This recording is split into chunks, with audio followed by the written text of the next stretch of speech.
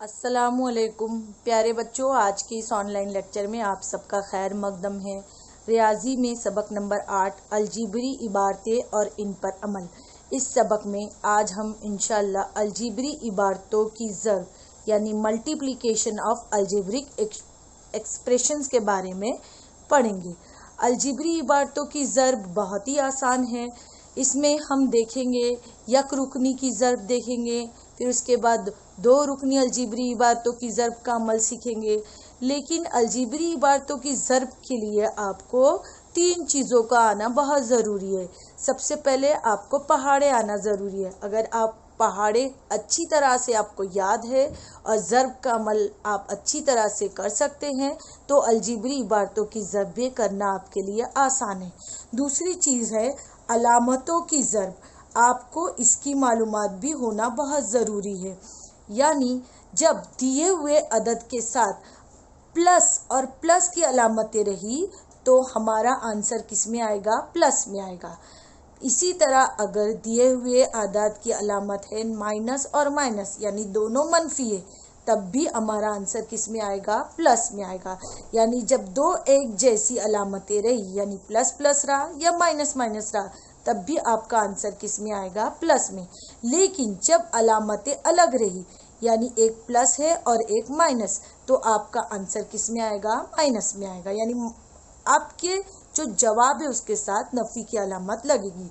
इसी तरह अगर एक माइनस है और दूसरा प्लस है तब भी आंसर के साथ नफी की अलामत लगेगी। तो आप याद रखिए कि जब भी दो अलामतें एक जैसी रही तो आपका आंसर प्लस में होगा, और अगर दोनों अलामतें मुख्तलिफ रही यानी प्लस माइनस या माइनस प्लस तो आपके आंसर के साथ कौन सी अलामत लगेगी? नफी की अलामत। ठीक है, ये दूसरी चीज़ हो गई। अब तीसरी चीज़, आपको कुव्वत नुमा का उसूल याद होना चाहिए। आपने पिछले सबक में पढ़ चुके हैं कुव्वत नुमा के ज़र्ब का उसूल। यानी अगर जब एक जैसे कायदों की ज़र्ब होती है तो उनकी कुव्वतों की क्या होती है? जमा होती है। तो यहाँ पर कुव्वत जमा हो जाती है जब एक जैसे कायदे ज़र्ब होते। जैसे यहाँ पर मैं एक मिसाल आपको लेती हूँ। जैसे 3 की कुव्वत दी है 2, इसी तरह 3 की कुव्वत दी है 3, तो हमारा आंसर किस में आएगा? 3 लिख कर इन दोनों कुव्वतों को जमा कर देंगे। 2 जमा 3 कितना होगा? 5। ठीक है, अब हम यक रुकनियों की ज़र्ब का अमल सीखेंगे। जैसे यहाँ पर आप एक मिसाल देखेंगे। पहली मिसाल 3x ज़र्ब 12y। तो आप देखेंगे दोनों यक रुकनी हैं। तो जब यक रुकनी की यक रुकनी से ज़र्ब होती है तो सबसे पहले हम क्या करते हैं? जो अदद दिए हैं उनकी ज़र्ब करते हैं। तो हम क्या करेंगे? 3 और 12 को बाजू में ज़र्ब के साथ लिख देंगे और ये x और y जो मुतगय्यर है उनको अलग इस तरह से ज़र्ब के साथ लिख देंगे। इन दोनों के दरमियान कोई अलामत नहीं यानी ज़र्ब है, तो आपको इससे वाकिफ़ होना बहुत ज़रूरी है। यहाँ पर भी आप देखेंगे कोई अलामत नहीं यानी ज़र्ब है, तो हम यहाँ एक्स वाई भी लिख सकते हैं या एक्स ज़र्ब वाई, दोनों का मतलब एक होता है। अब हम क्या करेंगे? अददों की पहले ज़र्ब करेंगे। 12 और 3 को ज़र्ब करेंगे तो 12 का पहाड़ा 3 तक पढ़ेंगे तो कितना आएगा? 12 तिया 36, तो ये 36 आ गया। अब x और y को ज़र्ब करेंगे तो हमारा आंसर एक्स वाई आएगा। कुछ नहीं आ सकता क्योंकि ये दोनों क्या है? अलग अलग है। अरकान दोनों रुकन क्या है? अलग है। यानी अगर कायदे सेम होते तब हम कुव्वतों की जमा करते, पर यहाँ पर कायदे अलग है इसलिए आंसर में हम क्या लिखेंगे? सिर्फ एक्स वाई। ये हमने पहली मिसाल यक रुकनी की देखी। अब इसी तरह एक दूसरी मिसाल भी हम देखते हैं। जैसे यहाँ पर दूसरी मिसाल में आप देखेंगे 2a की कुव्वत 2 की ज़र्ब हो रही है 3ab स्क्वायर। इनकी हमको ज़र्ब करनी है। तो यहाँ पर भी वैसे ही करेंगे। पहले हम अददों को बाजू में लाएंगे यानी 2 ज़र्ब 3। फिर उसके बाद जो मुतगय्यर एक जैसे हैं उन मुतगय्यर को एक जैसे मुतगय्यर को बाजू में लिखेंगे। जैसे a के मुरब्बे के बाजू में क्या लिखेंगे? a। यहाँ पर कोई साइन नहीं मतलब ज़र्ब। अब बी स्क्वायर एक अकेला बचा है, यहाँ पर बी स्क्वायर नहीं है तो ये बी स्क्वायर हम ऐसे लिख देंगे। अब हम अददों की ज़र्ब करेंगे तो यहाँ पर 2 को ज़र्ब करें 3 से तो 3 दूनी कितना होता है? 6। फिर उसके बाद आप देखेंगे तो ये कुव्वत नुमा वाला जो हमने अभी उसूल देखे कि एक जैसे अगर कायदे रहे तो कुव्वतों की जमा होती है। यहाँ पर 2 है और इसके ऊपर कुछ नहीं है तो 2, इस कुछ नहीं मतलब 1, तो 2 और 1 जमा होकर कितनी हो गई? 3। और ये बी स्क्वायर ऐसे लिखेंगे क्योंकि ये अकेला, इसके साथ कोई दूसरा बी वाला अदद नहीं है, इसलिए ये ऐसे लिख देंगे। ठीक है, तो ये हमारा आंसर। अब हम एक माइनस वाली मिसाल देखेंगे यकरुकनी की ज़र्ब की। जैसे यहाँ पर है -12x को ज़र्ब किया जा रहा है 3y² से। कभी भी माइनस वाले अदद रहते तो कॉस में लिखा जाता है, लेकिन अब हम जब कॉस खोलेंगे तो पहले अदद को अदद के साथ ज़र्ब करेंगे। तो -12 के बाजू में हम क्या लिखेंगे? 3। ठीक है, और ये x लिखे और ये y² लिखे। अब हम 12 और 3 की ज़र्ब करेंगे तो 12 का पहाड़ा 3 तक पढ़ेंगे, 12 तिया 36। उसके साथ हमको अलामतों की भी ज़र्ब करनी है। तो ये माइनस है और ये प्लस है, तो माइनस प्लस क्या होता है? माइनस। यहाँ आपने अभी देखे माइनस और प्लस रहा तो आंसर किस में आता है? माइनस में। तो इसलिए यहाँ पर क्या आएगा? माइनस। और 12 तिया 36। और x को ऐसे ही लिखेंगे और y² को भी ऐसे ही लिख देंगे, क्योंकि इसके साथ एक जैसे मुशाबा रुकने नहीं है, ये दोनों गैर मुशाबा, इनकी ज़र्ब नहीं हो सकती, इसलिए हमको इसको डायरेक्ट ऐसे ही लिखना पड़ेगा। तो ये हमारा आंसर। यहाँ पर भी अलामतों की ज़र्ब हो रही थी, लेकिन यहाँ पर दोनों जमा में थे तो प्लस प्लस का आंसर प्लस ही होता है। यहाँ पर भी दोनों जमा में थे, इसलिए प्लस प्लस का आंसर प्लस ही होता है। इसलिए हमने यहाँ पर डायरेक्ट प्लस की अलामत लिखी नहीं जाती, वो अंडरस्टूड है। लेकिन यहाँ पर एक माइनस है और एक प्लस है, इसलिए ज़र्ब करने पर माइनस प्लस क्या होता है? माइनस। तो हमको ज़र्ब करते वक्त अददों को भी ज़र्ब करना है, अलामतों को भी ज़र्ब करके आंसर में लिखना है, और साथ में जो मुतगय्यर दिए उनको भी ज़र्ब करना है। और ज़र्ब करते वक्त आपको कुव्वतनुमा के उसूल का याद रखना बहुत ज़रूरी है। अब हम दो रुकनी को यक रुकनी से किस तरह ज़र्ब करना है वो सीखेंगे। तो दो रुकनी को यक रुकनी से ज़र्ब करने के लिए हम दो तरतीब से कर सकते हैं, एक उफ़की तरतीब से और एक उमूदी तरतीब से। तो आपको मैं दोनों तरतीब बताऊंगी, आपको जो आसान पड़ती है आप उसी तरतीब से हल कीजिए तो भी आपका जवाब सही आएगा। अब उफ़की तरतीब में ये जैसे सवाल दिया है, उफ़की तरतीब यानी ये x है, ये यक रुकनी है अदद है और अलजिब्री इबारत है, और इसकी x + y से क्या हो रही है? ज़र्ब हो रही है। अब आप बोलेंगे यहाँ पर तो ज़र्ब नहीं है, तो आप कभी भी याद रखना कि कॉस का मतलब होता है ज़र्ब। कॉस लिखो या ज़र्ब की अलामत लगाओ, दोनों का मतलब एक ही होता है। अगर हम ज़र्ब के बाजू में कॉस लिखेंगे तो भी मतलब एक ही है। तो ये यक रुकनी अलजिब्री इबारत है और ये दो रुकनी अलजिब्री इबारत है। अब हम इन दोनों की ज़र्ब देखिए कैसे करते। तो जब भी हम कॉस वाले अदद को कोई बाहर के नंबर से ज़र्ब करते हैं तो उसकी दोनों से ज़र्ब होती है, यानी बाहर वाली की ज़र्ब अंदर के दोनों अददों से होती है। तो यहाँ पर हम x की ज़र्ब x से करेंगे और x की ज़र्ब y से भी करेंगे, और दरमियान में यहाँ पर जो अलामत है वो लिखी जाएगी।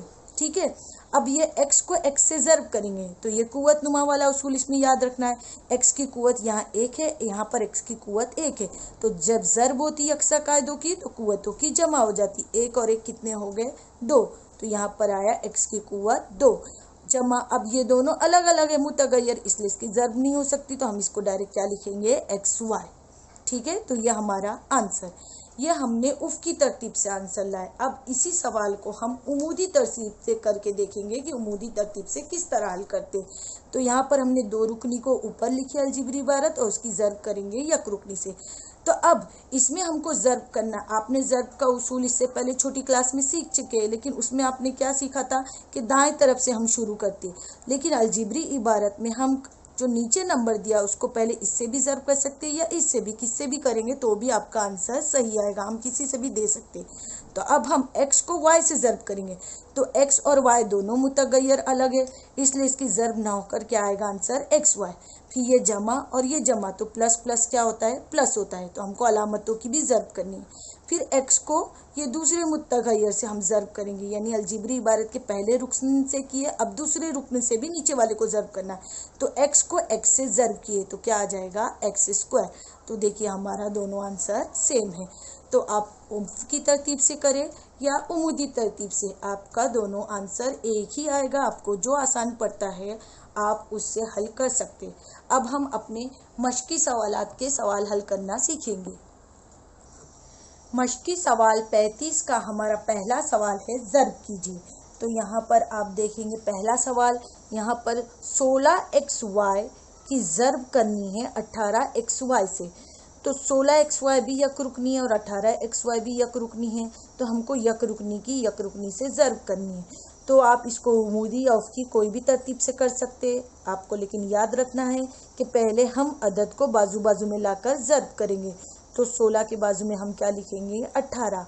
फिर उसके बाद जो मुतगय्यर एक जैसे उन मुतगय्यरों को भी इस तरह बाजू में लाएंगे। तो x के बाजू में यहाँ पर कौन सा मुतगय्यर आएगा x, और इसी तरह y मुतगय्यर के बाजू में हम क्या लिखेंगे y, और सबके दरमियान में हम ज़र्ब लगाएंगे क्योंकि हमको ज़र्ब करनी है। यहाँ पर कोई अलामत नहीं यानी ज़र्ब है। अब हम क्या करेंगे 16 को 18 से ज़र्ब करेंगे। तो आप डायरेक्ट 16 का पहाड़ा 18 तक पढ़ के भी ज़र्ब कर सकते हैं, या आप 6 और 1 को अलग अलग करके भी ज़र्ब कर सकते हैं, आपकी मर्ज़ी। अब 16 का पहाड़ा 8 तक पढ़ेंगे। 16 8 कितना होता है 128। तो यहाँ पर हम 8 लिखेंगे, हासिल आए 12। 16 1 का 16 और उसमें 12 मिलाए तो कितने हो गए 28। तो यह आया 288। तो यानी 16 और 18 को ज़र्ब करने पर हमारा आंसर आया 288। फिर उसके बाद हम मुतगय्यर की ज़र्ब करेंगे। x को x से ज़र्ब करेंगे तो क्या आएगा x की कुव्वत 2, क्योंकि यहाँ पर 1 है और ये 1 दोनों जमा हो जाएगी तो क्या आएगा 2। इसी तरह y को y, दोनों मुतगय्यर एक जैसे है ना मुशाबा, इसलिए इनकी ज़र्ब होगी और इनकी कुव्वतों की क्या होगी जमा।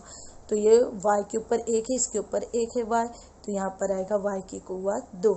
तो ये हमारा आंसर। ठीक है, इसी तरह से हमको सवाल नंबर 2 भी करना है। यहाँ पर आप देखेंगे 23xy की कुव्वत 2 की ज़र्ब करना है 4yz² से। तो यहाँ पर ये भी यक रुकनी है और ये भी यक रुकनी है, तो यक रुकनी की यक रुकनी से ज़र्ब करनी है। अब मैं इसको उफ़ की तरतीब से ज़र्ब करती हूँ, आप कोई भी तरतीब से कर सकते हैं। सबसे पहले हम क्या करेंगे 23 जो अदद है और अदद 4 दोनों को बाजू में लिखेंगे। पहले अददों की अदद से ज़र्ब करेंगे, फिर उसके बाद मुतगय्यर की मुतगय्यर से। तो यहाँ पर x लिखेंगे। अब यहाँ पर x वाला कोई नहीं है तो इसलिए हम सिर्फ यहाँ x ये वाला लिख लिए। अब इसके बाजू में हम ये उतारेंगे y², और यहाँ पर y कौन सा है ये है, तो ये वाला y इधर उतार लिए। अब ये हो गया कंप्लीट। यहाँ पर क्या बचा z², तो z² को भी यहाँ पर इस तरह से ज़र्ब में लिखेंगे। ज़र्ब में लिखने का मकसद ये होता है ताकि आपको बराबर याद आ जाए कुव्वत नुमा के उसूल के एक जैसे है तो उनकी कुव्वतों की क्या होगी जमा होगी, इसलिए हम इधर ज़र्ब की अलामत लगाते हैं। अब हम 23 को 4 से ज़र्ब करेंगे। तो आप इस तरह से रफ काम कर सकते हैं कहीं भी साइड में। 23 और 4 लिख कर ज़र्ब कीजिए। 4 का पहाड़ा 3 तक पढ़ेंगे। 4 तिया 12, हासिल आए 1, 4 दूनी 8 और 1 हुआ 9, तो कितना आया 92। अब यहाँ पर x सिंगल है और x के साथ कोई और नहीं है तो इसलिए हम x लिख देंगे।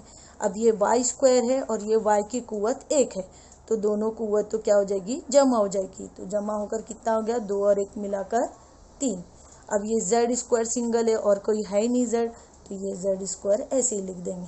तो ये हमारा आंसर। ठीक है, अब हम सवाल नंबर 3 पर आते। सवाल नंबर 3 में आप देखेंगे कि 12a प्लस 17b, ये b लिखा हुआ है, हाँ 17b, ये 2 रुकनी है, इसकी हमको ज़र्ब करनी 4c से यानी यक रुकनी से। तो आप याद रखिए कि जब भी 2 रुकनी की यक रुकनी से ज़र्ब करनी होती है तो अभी हमने पहले पीछे सीख चुके हैं कि हम क्या करते हैं बाहर वाले अदद से अंदर के दोनों अदद की ज़र्ब करते हैं। यानी 12a को ज़र्ब करेंगे 4c से और फिर ये जो दरमियान में अलामत है वो लिख देंगे।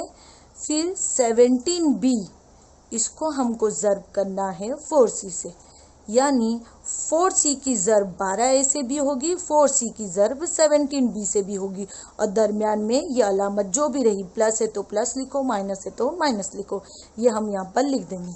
अब इसके बाद हम ज़र्ब करेंगे, इसकी अलग ज़र्ब करेंगे, इसकी अलग ज़र्ब करेंगे। तो यहाँ पर 12 और 4 को ज़र्ब करें तो 12 चौक कितने होते हैं 48, तो 12 चौक 48। और ये a और c को ज़र्ब करेंगे तो ac आएगा क्योंकि दोनों अलग मुतगय्यर है। अब ये जमा साइन उतार लेंगे। अब 17 और 4 को ज़र्ब करेंगे, 17 का पहाड़ा 4 तक, 17 चौक कितने होते हैं 68। फिर बाद में मुतगय्यर की ज़र्ब b और c को ज़र्ब करेंगे तो क्या आएगा bc। तो ये हमारा आंसर। तो इसी सवाल को आप चाहे तो उफ़ की तरतीब में कीजिए चाहे उमूदी तरतीब में कीजिए, आपने पीछे उमूदी तरतीब सीख चुके तो आपका आंसर यही आएगा। अब हम चौथा सवाल देखेंगे। चौथा सवाल हमारा है 4x प्लस 5y, ये दो रुकनी है, इसकी ज़र्ब करनी है 9x प्लस 7y यानी दो रुकनी से। तो दो रुकनी की दो रुकनी से ज़र्ब आपको मैं उफ़की तरतीब और उमूदी तरतीब से दोनों तरीके से बताती हूँ, आपको जो आसान पड़ती है आप उससे कीजिए। तो उफ़की तरतीब में पहले हम जैसा हमारा सवाल है पहले हम सवाल लिख लेंगे 4x plus 5y ज़र्ब 9x plus 7y। अब जब भी कभी दो रुकनी की दो रुकनी से ज़र्ब करनी होती है तो आप याद रखिए कि इसका जो पहला रुकन है इसको एक पूरी अलजिब्री इबारत, दूसरी जो अलजिब्री इबारत है इससे पूरे से ज़र्ब करेंगे। फिर बाद में 5y को भी ही इस अलजिब्री इबारत से ज़र्ब करेंगे। देखिए इस तरह से 4x लिखेंगे और उसके बाद हम ये 9x प्लस 7y से इसको ज़र्ब करेंगे, यानी इस रुकन को, पहले रुकन को ये इससे पूरे से ज़र्ब करना है। फिर उसके बाद ये दूसरा रुकन उतारेंगे, इसका जमा के साथ है, इसको भी वापस इससे हम ज़र्ब करेंगे 9x प्लस 7y से, इस तरह से। ठीक है, पहला रुकन और ये पूरी अलजिब्री इबारत उतार लिए दूसरी, फिर ये दूसरा रुकन और फिर वापस से यही अलजिब्री इबारत उतार लिए। अब ये हमने पीछे इस तरह से सीख चुके हैं यक रुकनी को दो रुकनी से ज़र्ब कैसे करते हैं। कॉस खोलते वक्त क्या करते हैं, कॉस के बाहर वाले अदद को अंदर के दोनों अदद से ज़र्ब करते, यानी 4x को ज़र्ब करेंगे हम 9x से भी और 4x को ज़र्ब करेंगे हम 7y से भी। ठीक है, इससे भी और इससे भी, और दरमियान में जो यहाँ अलामत है वो अलामत यहाँ लिख देंगे।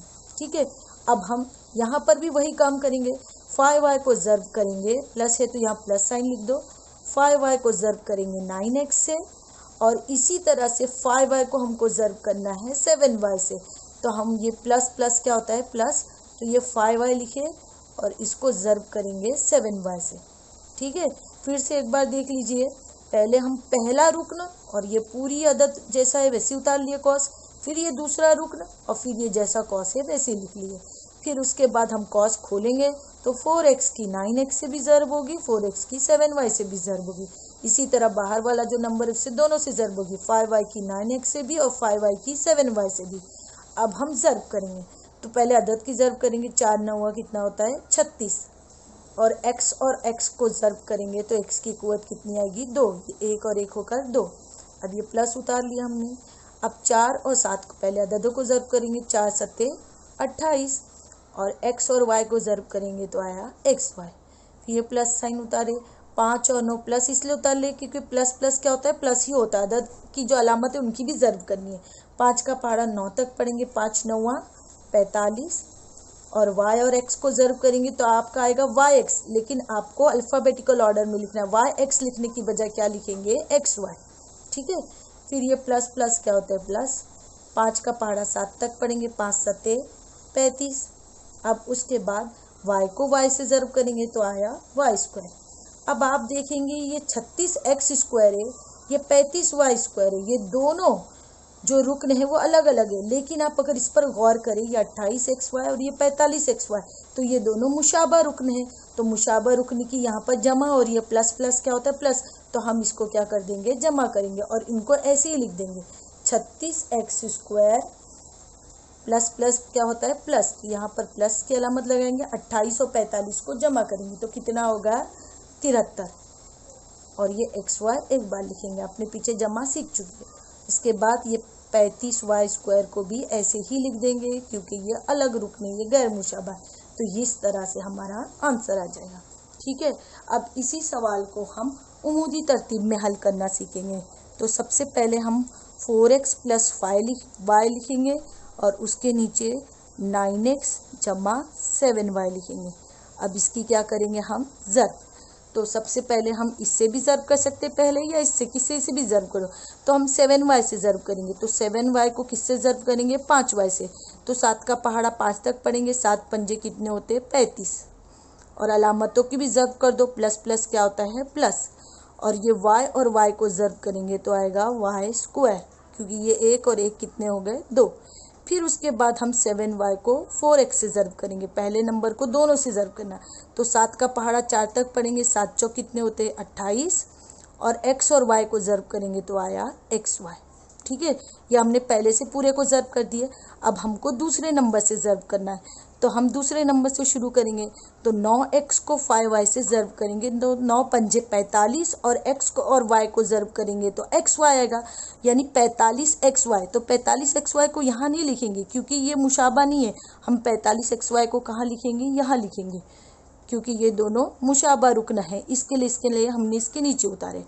अब 9x को 4 से ज़र्ब करेंगे तो 9 चौक कितने होते हैं 36, और x को x से ज़र्ब किए तो आया x स्क्वायर, और अलामतों को भी ज़र्ब करेंगे तो प्लस प्लस क्या होता है प्लस। आप ये 36x को अगर इधर ना लिखते हुए इधर भी लिखेंगे तो भी कुछ फ़र्क नहीं पड़ेगा, चलेगा। अब इसके बाद हम जब दो अददों की ज़र्ब करते हैं तो उसके बाद क्या करते हैं, जमा। अब हम जमा करेंगे तो 35y स्क्वायर के नीचे कुछ नहीं, तो ये वैसे ही लिखेंगे 35y स्क्वायर। अब यहाँ 45xy जमा में है और 28xy जमा में, तो जमा जमा क्या होती है, जमा होती है। तो 45 और 28 को जमा किए तो कितना आया 73xy, और ये प्लस है, दोनों प्लस में, तो इसलिए अलामत कौन सी लगेगी, प्लस। अब 36x स्क्वायर के ऊपर कोई ऐसा मुशाबा रुकने नहीं है, इसलिए ये आंसर डायरेक्ट 36x स्क्वायर ही आएगा। तो ये हमारा आंसर। तो आप देखेंगे दोनों तरीके से हमारा आंसर सेम आता है, तो आप कोई भी तरीके से कर सकते हैं। अब हम इसी मश्क का सवाल नंबर 2 देखेंगे, जो कई इबारती सवाल है। एक मुस्ततील की लंबाई 8x जमा 5 सम और चौड़ाई 5x जमा 3 सम है, तो इस मुस्ततील का रकबा मालूम कीजिए। आपने पिछली जमातों में मुस्ततील के रकबे का ज़ाब्ता सीख चुके हैं।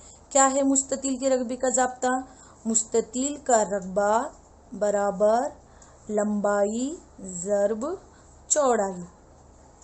तो पहले हम ज़ाब्ता लिख लेंगे।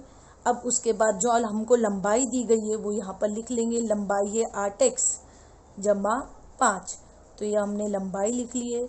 ज़र्ब, उसके बाद जो चौड़ाई यहाँ पर दी है वो चौड़ाई भी यहाँ पर लिख लेंगे 5x जमा 3। अब हमको यहाँ ज़र्ब करनी है, तो यहाँ पर देखेंगे दो रुकनी से ज़र्ब करनी है। आपने अभी ऊपर सीख चुके हैं कि दो रुकनी की किस तरह से ज़र्ब करते हैं। आप चाहे तो उफ़ की तरतीब से करो, चाहे उमूदी तरतीब से, आपका आंसर यहाँ पर आ जाएगा।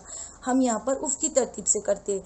तो यहाँ पर उफ़ की तरतीब में हम क्या करते हैं, पहला रुकन लिखते हैं और ये दूसरी अलजीब्री इबारत लिख लेंगे यहाँ पर। फिर उसके बाद ये दूसरा रुकन उतारेंगे और इसके आगे यहाँ पर दूसरी अलजीब्री इबारत उतार लेंगे। इसी तरह से बताया ना, पहले रुकन को पूरे नंबर से ज़र्ब, फिर दूसरे अदद को पूरे नंबर से ज़र्ब, और दरमियान में जो इसकी अलामत है वो यहाँ अलामत लिखी जाएगी।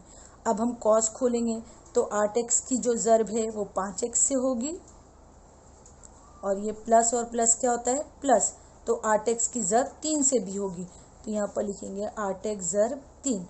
फिर यहाँ पर ये प्लस प्लस क्या होता है, प्लस, तो अलामतों की भी ज़र्ब करती जाइए।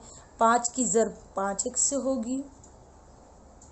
अब अलामतों की ज़र्ब करेंगे, प्लस प्लस क्या होता है, प्लस। 5 की ज़र्ब 3 से भी होगी।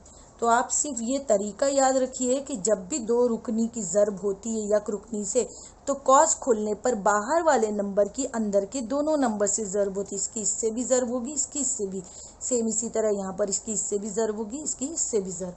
अब हम ज़र्ब करेंगे तो 8 का पहाड़ा 5 तक पड़े, 8 पंजे 40, और x को x से ज़र्ब किए तो आया x स्क्वायर। फिर ये प्लस प्लस क्या होता है, प्लस। 8 का पहाड़ा 3 तक पड़े, 8 तिया 24, और ये x लिख लिया क्योंकि यहाँ पर कोई नहीं है इसलिए ये x उतरा।